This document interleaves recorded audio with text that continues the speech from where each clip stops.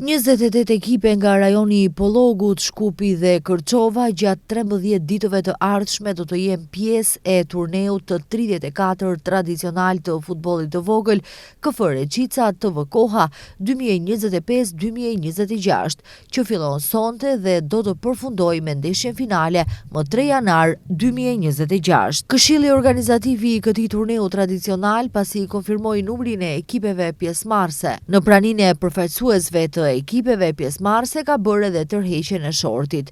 28 ekipet janë të ndara në 8 grupe dhe atë 4 grupe me nga 4 ekipe dhe 4 grupe me nga 3 ekipe. Sipas rregullores së turneut që ka përgatitur Këshilli Organizativ, ndeshjet do të luhen sipas rregullave strikte të futbollit në sallë, ndërsa 2 ekipet e para nga secili grup do të kualifikohen në fazën e eliminimit direkt. Hapjen solemne të turneut të si vjetëm do ta bëjë ish futbollisti i KF Reqica Sulejman Iseini në ndeshjen hapëse me Swiss Market dhe Riçi Doner me fillim në orën 18, ndërsa sonte do të zhvillohen edhe Funa Mermer Grande Home, Kamjani Gradeci dhe Tfin Market, Izolimi NVM.